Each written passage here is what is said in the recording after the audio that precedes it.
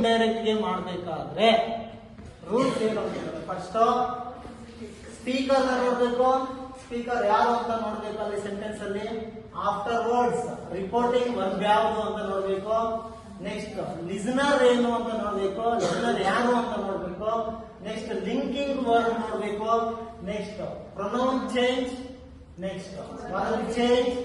Next adverb. ಇಷ್ಟು elements ನ, ಇಷ್ಟು ಪಾಯಿಂಟ್ಸ್ ನ ಕರೆಕ್ಟ್ ಆಗಿ ಗಮನಿಸಿದ್ರೆ you can do from direct to indirect very easily. ಇದನ್ನ ನೆನಪಿಟ್ಕೊಳ್ಳಿ ನೀವು.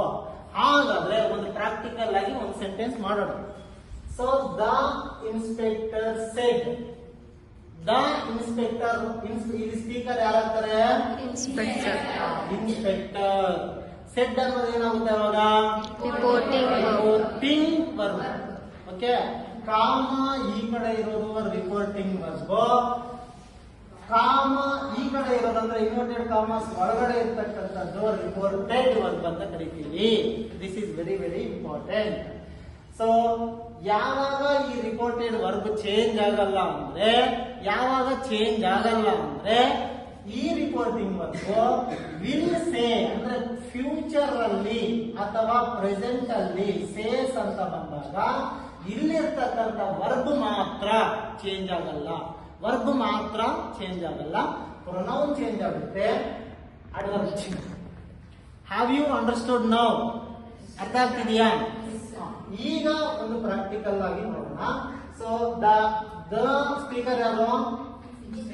The inspector. ಹಂಗೆ ಬರ್ಕೊಳ್ಳಿ.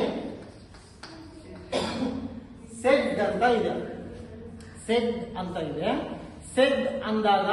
ಸೆಡ್ ಅಂದಾಗ ಇದು ಅಸರ್ಟಿವ್ ಸೆಂಟೆನ್ಸ್. ಇದು ಯಾಕಂದ್ರೆ ಸಬ್ಜೆಕ್ಟ್ ಇದೆ, ವರ್ಬ್ ಇದೆ, ಆಬ್ಜೆಕ್ಟ್ ಇದೆ, ಫುಲ್ ಸ್ಟಾಪ್ ಇದೆ. ಇದನ್ನ ನಾವು ಅಸರ್ಟಿವ್ ಸೆಂಟೆನ್ಸ್ ಅಂತ ತಗೊಂತೀವಿ. ಸೊ ಸೆಡ್ ಅಂತ ಬಂದಾಗ ಆಸ್ ಇಟ್ ಈಸ್ ಸೆಡ್ ಅಂತಾನೆ ಬರ್ಕೊಳ್ಳಿ. ಸೆಡ್ ಟು ಇದ್ದಿದ್ರೆ ಟೋಲ್ಡ್ ಆಗ್ತಿತ್ತು. ಸೆಡ್ ಟು ಇದ್ದಿದ್ರೆ ಏನಾಗ್ತಿತ್ತು? ಟೋಲ್ಡ್ ಆಗ್ತಿದ್ರು. ಇದು ಸೆಡ್ ಅಂತ ಇದೆ, ಅದಕ್ಕೆ ಆಸ್ ಇಟ್ ಈಸ್ ಆಗಿ ಸೆಡ್ ಅಂತಾನೆ ಬರ್ಕೊಳ್ಳಿ. ಸೆಡ್ ಟು ಅಂದ್ರೆ ಲಿಸನರ್ ಇದ್ದಾಗ ಟೋಲ್ಡ್ ಆಗುತ್ತೆ, ಲಿಸನರ್ ಇಲ್ಲ ಆದ್ರಿಂದ ಸೆಡ್ ಆಗುತ್ತೆ. So that is very important. So the inspector shed. ಇಲ್ಲಿ ಸ್ಪೀಕರ್ ಆಯ್ತು, ರಿಪೋರ್ಟಿಂಗ್ ವರ್ಬ್ ಆಯ್ತು. ಲಿಸನರ್ ಇದಾರ? ಇಲ್ಲ, ಲಿಸನರ್ ಇಲ್ಲ, ಆದ್ರಿಂದ ನಾವು ಅದನ್ನ ಬಿಟ್ಬಿಡೋಣ. ಈಗ ನೆಕ್ಸ್ಟ್ ಏನ್ ನೋಡ್ಬೇಕು? Linking word.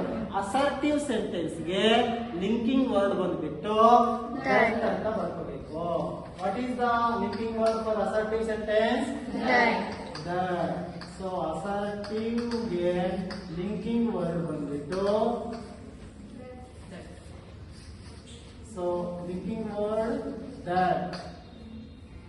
ಇಲ್ಲಿ ರಿಪೋರ್ಟಿಂಗ್ ವರ್ಬ್ ಅಂತ ಬರ್ಕೊಳ್ಳಿ. First reporting verb. ಇಲ್ಲಿ ಸೆಡ್ ಅಥವಾ ಟೋಲ್ಡ್ ಅಂತ ಬರುತ್ತೆ. ಇಲ್ಲಿ ಲಿಂಕಿಂಗ್ ವರ್ಡ್ ಬಂದ್ಬಿಟ್ಟು ದಟ್ ಅಂತ ಬರುತ್ತೆ. ಇದು ಅಸರ್ಟಿವ್ ಸೆಂಟೆನ್ಸ್. ರಿಪೋರ್ಟಿಂಗ್ ವರ್ಬ್ ಒಂದು ಮತ್ತೆ ಲಿಂಕಿಂಗ್ ವರ್ಡ್. ಲಿಂಕಿಂಗ್ ವರ್ಡ್ ಏನಿದು? ದಟ್. ಇದು ಅಸರ್ಟಿವ್ ಸೆಂಟೆನ್ಸ್ ಆದ್ರಿಂದ ರಿಪೋರ್ಟಿಂಗ್ ವರ್ಬ್ ಸೆಡ್ ಅಂತಾನೆ ಬಂತು. ಟೋಲ್ಡ್ ಅಂತ ಯಾವಾಗ ಬರ್ತಿತ್ತು? ಸೆಡ್ ಟು ಇದ್ದಿದ್ರೆ. ಸೆಡ್ ಟು ಇದ್ದಿದ್ರೆ ಅಂದ್ರೆ ಲಿಸನರ್ ಇದ್ದಿದ್ರೆ ಟೋಲ್ಡ್ ಅಂತ ಬರ್ತಿತ್ತು. ಈಗ ನಮ್ಗೆ ಅದರ ಅವಶ್ಯಕತೆ ಇಲ್ಲ. ಸೊ ಸೆಡ್ ಲಿಂಕಿಂಗ್ ವರ್ಡ್ ಏನು? ದಟ್ ಬಂತಾ? ಈಗ ಪ್ರೊನೌನ್ ಚೇಂಜ್. ಇದರಲ್ಲಿ ಪ್ರೊನೌನ್ ಯಾವ್ದು ಅಂತ ಐಡೆಂಟಿಫೈ ಮಾಡ್ಬೇಕು ನಾವು. Which is the pronoun? We. ಯಾವ ಪ್ರೊನೌನ್? ವಿ. ವಿ ಇದ್ದಿದ್ದು ಏನಾಗುತ್ತೆ? ದೇ ಆಗುತ್ತೆ. ಇಲ್ಲಿ ಇನ್ನೊಂದು ಪಾಯಿಂಟ್ ನಾನು ಮತ್ತೆ ನಿಮ್ಗೆ ಹೇಳೋದು, ಕಾಮನ ರಿಮೂವ್ ಮಾಡಬೇಕು. ಕಾಮ ರಿಮೂವ್ ಮಾಡಿ ಲಿಂಕಿಂಗ್ ವರ್ಡ್ ಹಾಕಿದ್ವಿ. ಕಾಮ ರಿಮೂವ್ ಮಾಡಿ ಆಮೇಲೆ ಲಿಂಕಿಂಗ್ ವರ್ಡ್ ಹಾಕಬೇಕು. ಸೊ ವಿ ಇದ್ದಿದ್ದೇನಾಯ್ತು? ಪ್ರೊನೌನ್ ಚೇಂಜ್ ದೇ ಆಯ್ತು. ಪ್ರೊನೌನ್ ಚೇಂಜ್ ಆಯ್ತಾ?